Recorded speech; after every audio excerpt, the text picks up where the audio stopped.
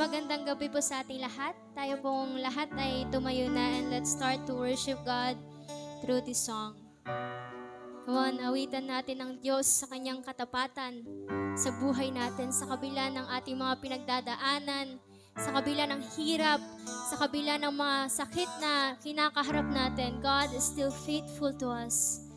Oh, thank you, Jesus. We thank you, God. Come on, bago po tayo mag-umpisa, let us open our mouth at tayo magpasalamat sa Diyos. Come on. Oh, we thank you, God.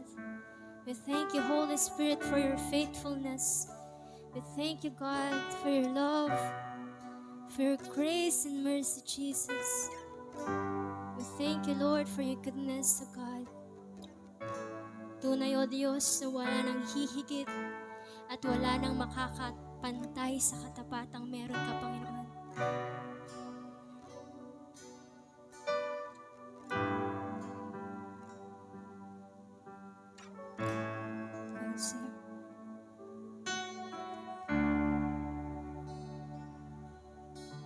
Thank you, Jesus. Katapatan mo, O Diyos, tunay at dakila. Ang pag-ibig mo ay wagas at walang kapantay sa aming puso, sa aming buhay. Papurit pagsambay iaalay. Bukas noon, ngayon, magpakailanman, luwalhatin ka, minsan palatsing katapatan.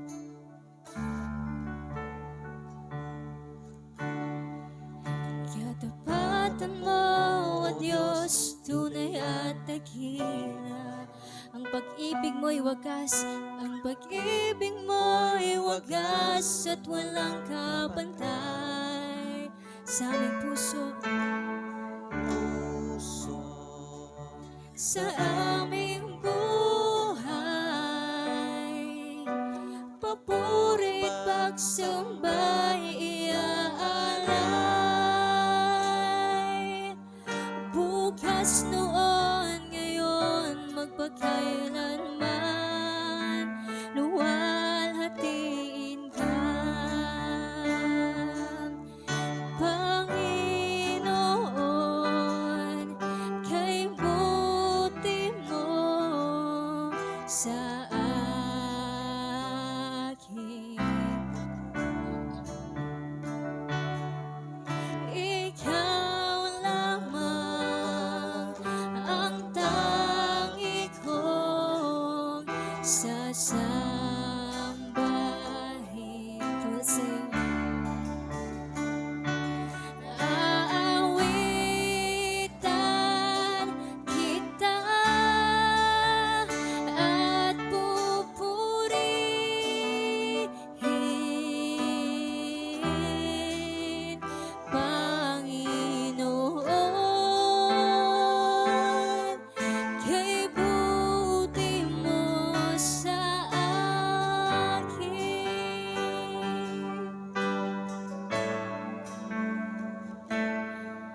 Katapatan mo, O Diyos, tunay at dakila. Just say, ang pag-ibig mo'y wagas at walang kapantay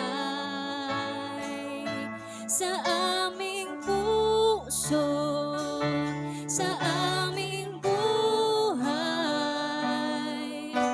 Papurit pagsambay iaalay. Bukas noon, ngayon, magpakailanman, luwalhatiin ka, Panginoon, kay buti mo sa akin. Ikaw lamang, O Diyos.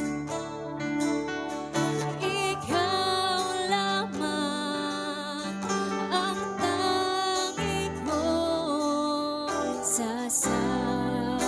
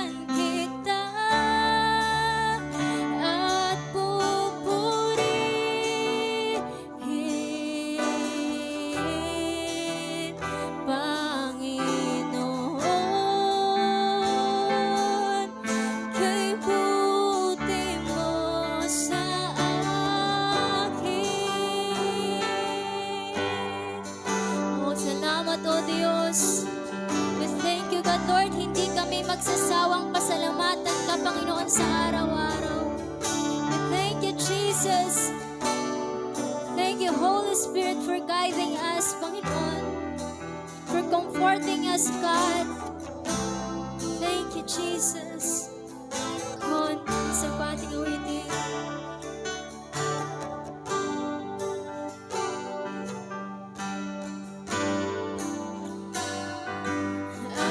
Aawitan kita at pupurihin,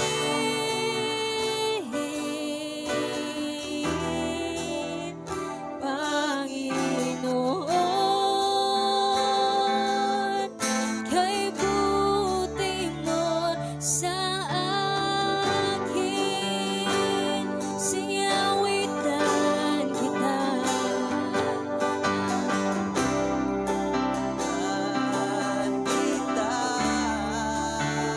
at pupurihin,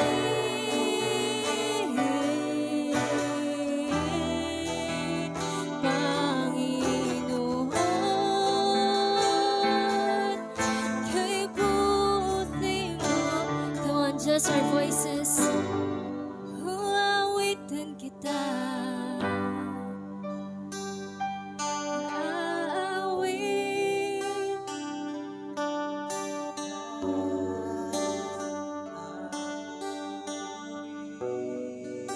O Diyos, aawitan kita, Panginoon. Panginoon, kay buti mo. For the last time, let's sing this song with all our heart.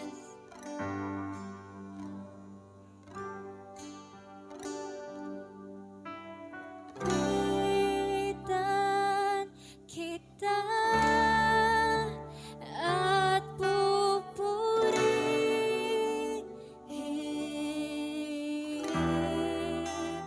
Panginoon, kay buti mo sa akin. Panginoon, kay buti mo sa akin.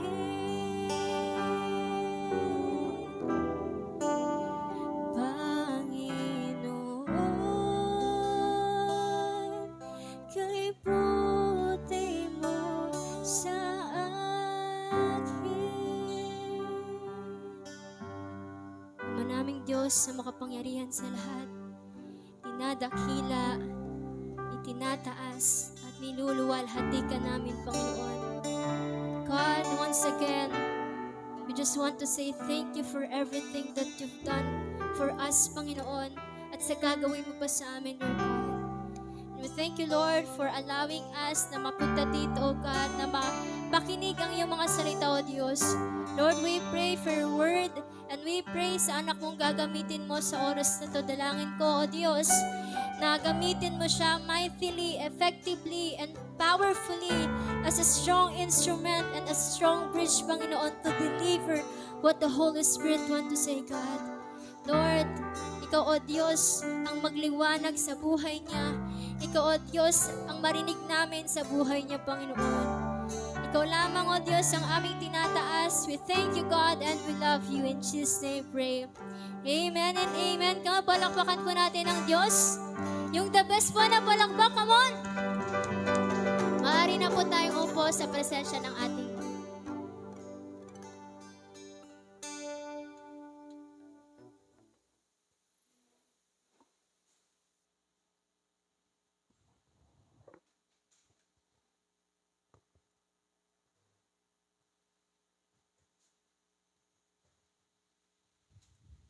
Good evening po. Good evening! Ayan.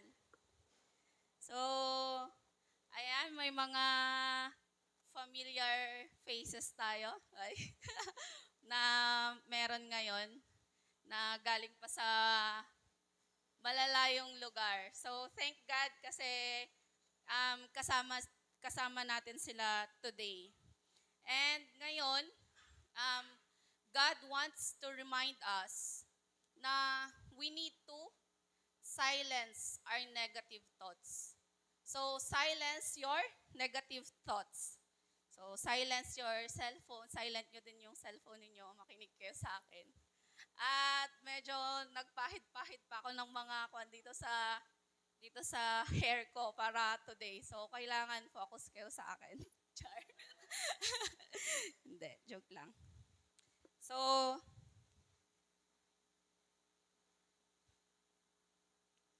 yan. So, sabi dito, are you in control of your own thoughts? Mayroon ba kayong, alam nyo, sa buhay natin, kapag may mga pangyayari, ano ba yung namamagnify sa buhay mo? Yung positive ba or yung negative? Nung nag-driving lesson ako, nung dinadrive ko nun yung van namin, sakay ko nun si Dwayne. And then kapag liliko ako, sabi niya, in Jesus' name, ayoko pang mamatay. Sabi niya gano'n. Tapos naiinis ako, ano ba, ba't ganyan yung iniisip mo? Relax ka lang. Tapos paulit-ulit niyang sinasabi yung gano'n. Lalong, alam niyo yun, yung mga sinasabi niyan, it creeps into me. So ako, kinakabahan ako. Kaya yung manobela, agtubtubog, syempre pasmado nga ako. Basang-basa na yung manobela dahil sa mga yung sinasabi niya, nega.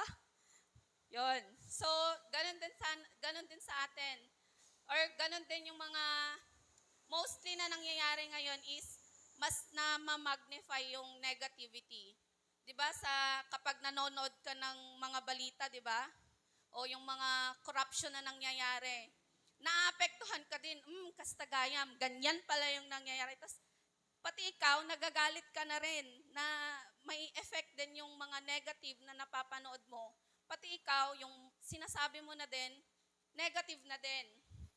So, kailangan maging aware tayo kung ano yung kumokontrol sa thoughts natin, sa isip natin. Next, sabi sa Proverbs 4:23, be careful how you think. Your life is shaped by your thoughts. Oh, it's true na kapag yan may babala, may warning. Kailangan daw maging maingat tayo sa lahat ng mga iniisip natin. Kasi yun yung huhulma sa buhay natin. And then next, ayun, may 3 bagay na kailangan na ipagdasal natin dito. Sabi dito, 3 things to pray for to have control onto. Siyempre, with the help of the Holy Spirit. Number 1 is control over your body. Ako, guilty ako. Minsan, pinagpipray ko na, Lord, na magkaroon ako ng control sa sarili kong pangangatawan. Pero, pumapalya. Next is control over our urges. Kasi yung body natin, physical Ngayon, yung urges natin, ito yung nasa loob. Yung mga urges natin, yung kapag sa pagkain, di ba?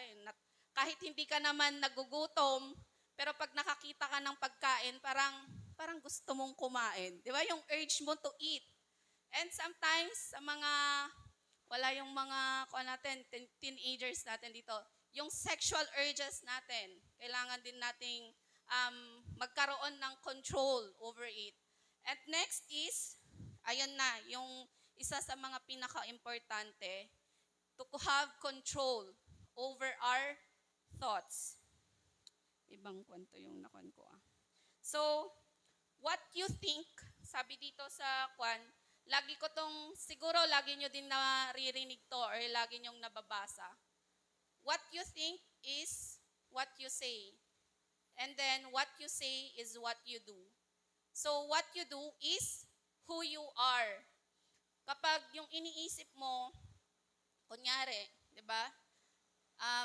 Ano ba naman tong buhay na to, di ba?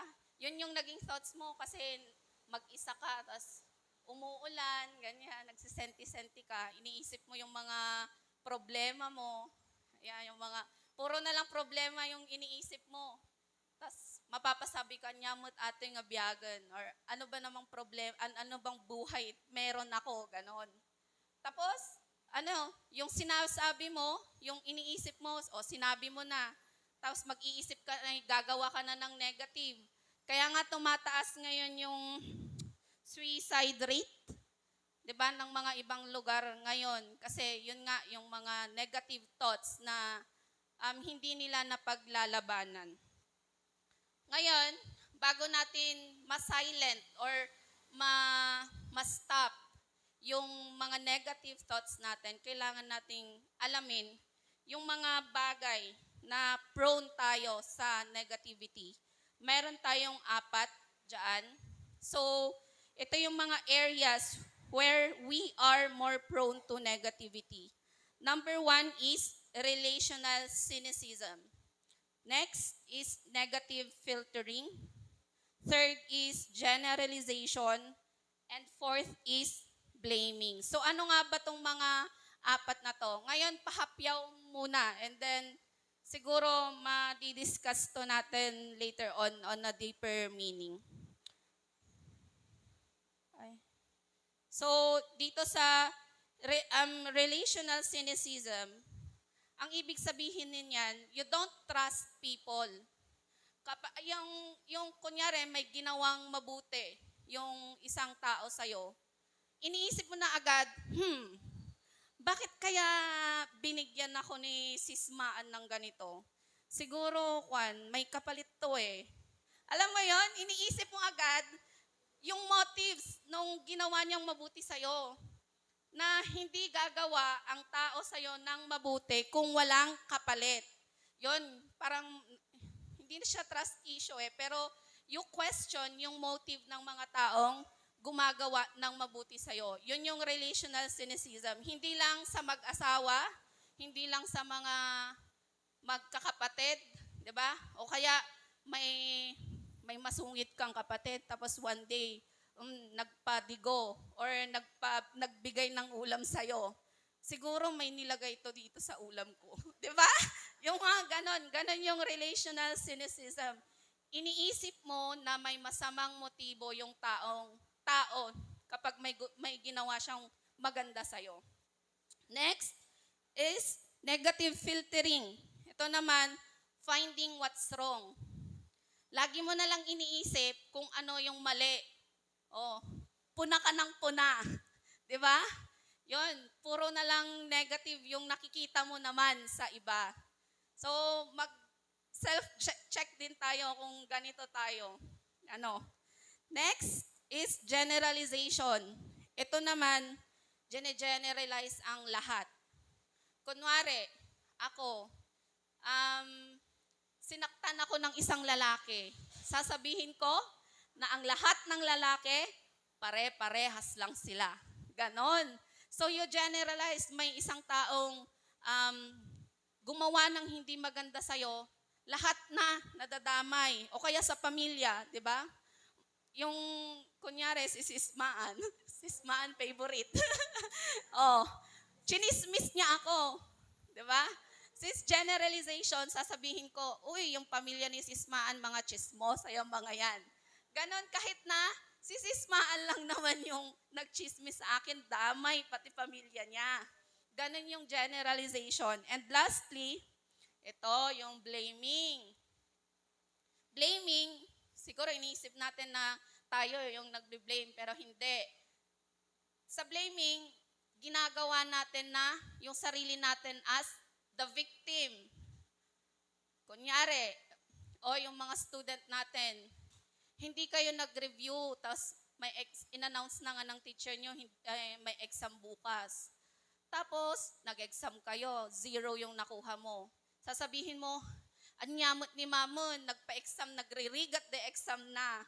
Diba? Sinisi pa yung score niya sa teacher. Alam niyo ba yung madalas na nakakaranas nito sa atin ngayon? Si Teacher Freda. Diba, Ma'am Freda? kapag walang baon yung ay bakit mababa yung performance ng estudyante mo? Bakit hindi nakakabasa ng ma? Oh, ma. Ang sisi kanino? Kay Teacher Freda. Bakit absent yung estudyante mo? Ang sisi kay Ma'am Freda. Ito 'yon, victim blaming ay making yourself the victim. Iniisip mo na ako kasalanan nila kaya ako ganito. Ganon yung nandito sa um, blaming. So, yon yung mga areas na prone tayo. So, kailangan para ma-silent natin yung negative thoughts natin, we need to evaluate ourselves.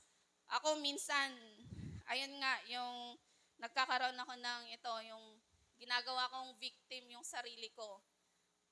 Yung mga, ewan ko sa inyo kung saang aspect yung lahat. Lahat daw. Or next.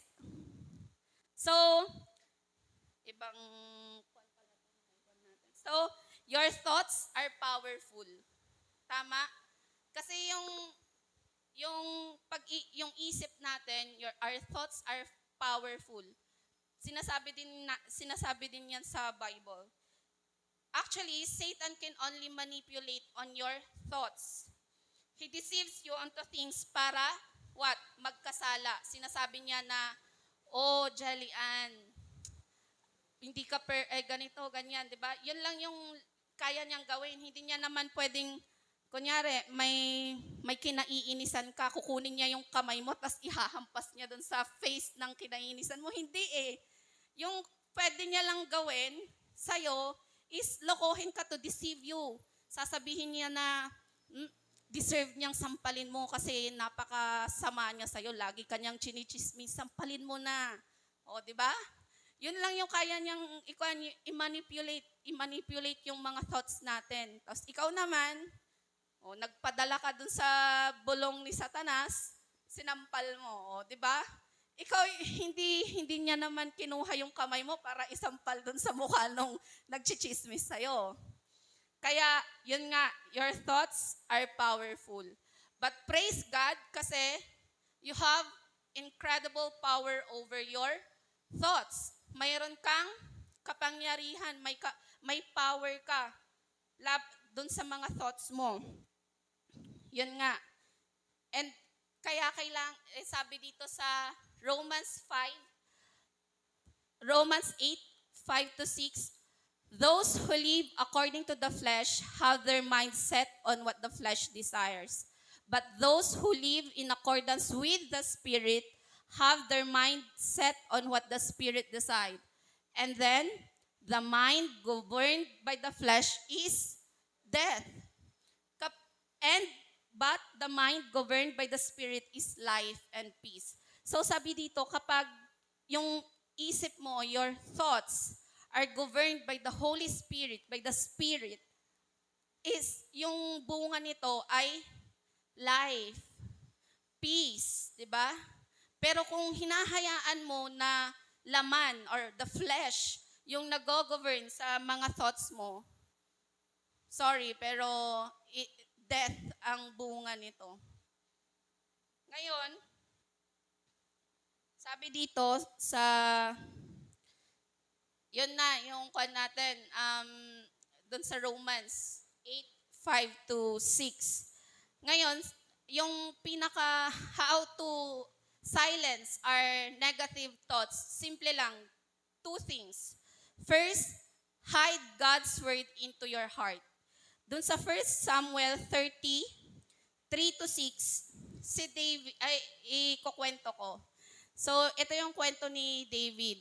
Nung galing sina David sa war, pumunta sila sa Ziklag.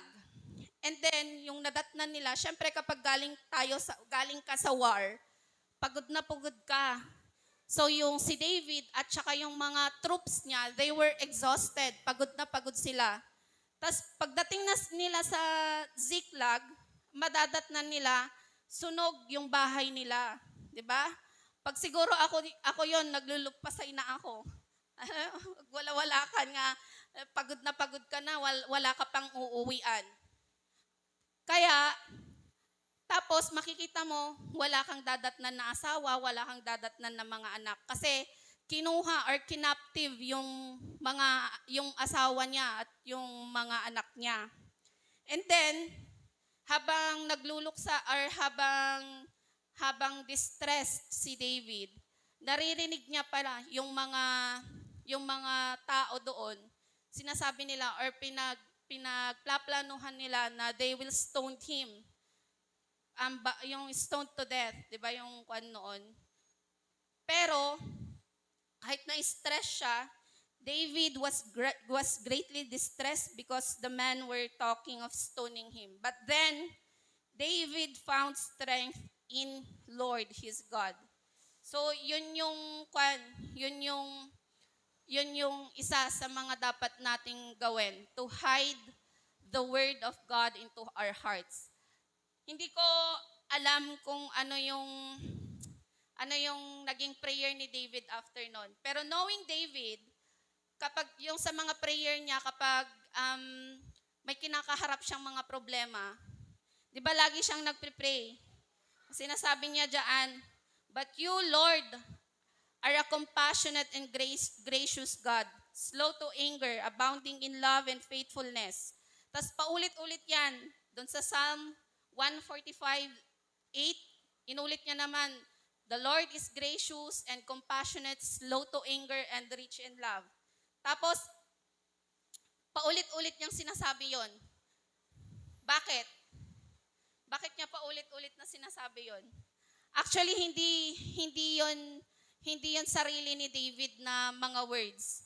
Yun is galing kay God. God said those words, exact those words. Sabi niya, "I am the Lord your God, I am compassionate, I am gracious."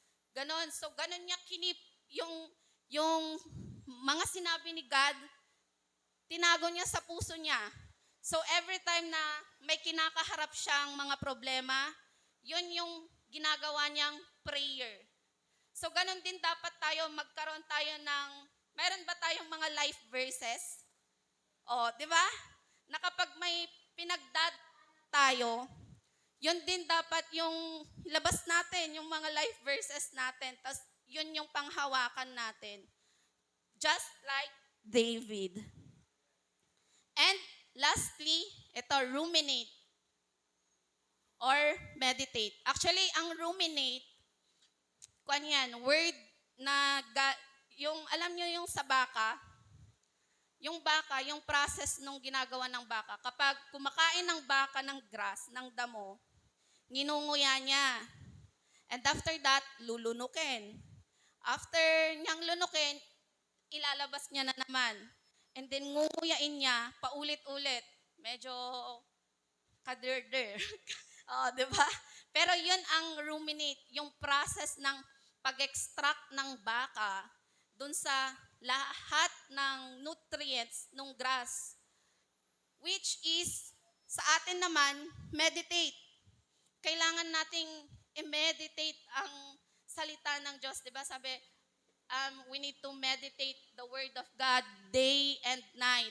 Ganon din na sa atin, we need to meditate the Word of God. We need to extract lahat ng mga meron sa Word of God para kapag may negative thought ka, may pinagdadaanan ka, di ba?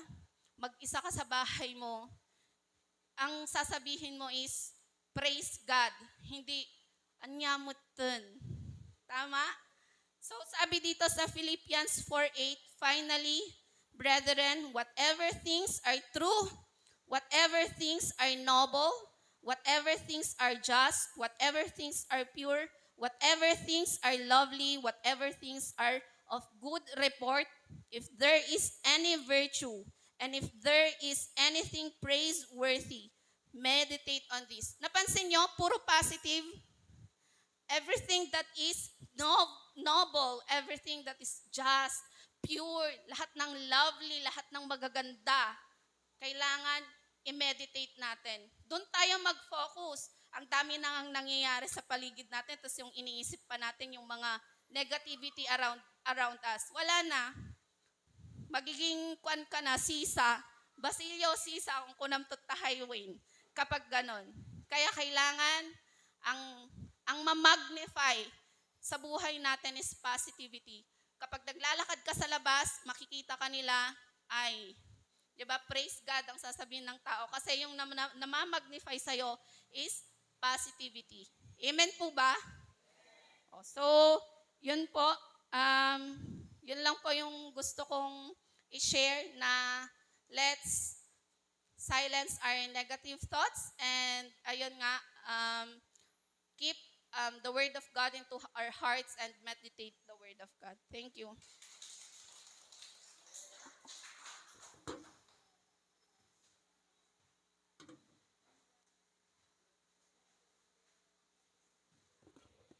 Palakpakan pa natin ang ating Lord. Come on.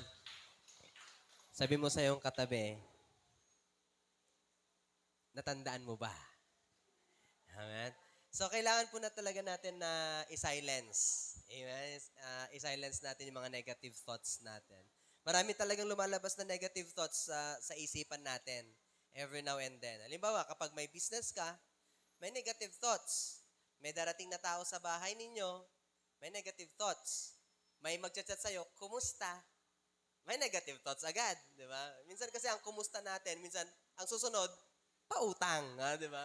Pero maraming mga negative thoughts talaga. Pero ito yung kagandahan na sinare sa atin ni Sister Jalian, na i-silence talaga natin ang negative thoughts natin. Kapag na-silence ang negative thoughts sa atin, through meditating the Word of God, gaganda talaga ang buhay natin. We're able to distinguish all the flaming arrows of the enemy. Amen? Sige po tayo lahat at mag-pray po tayo. Thank you, Lord. Thank you, Jesus. Yeah, mag-pray tayo. Hawakan nga po natin ang ating mga isipan.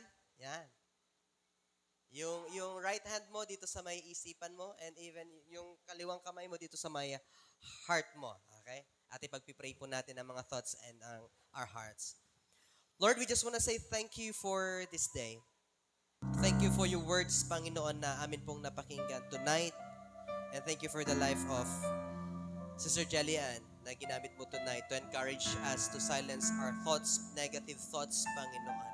Lord, I pray, hawak-hawak po namin ngayon ang aming mga thoughts, Panginoon, the way na mag-isip kami. I pray na mas lalo po naming maiayos ang aming pag-iisip dahil Ikaw, Panginoon, ang laman nito.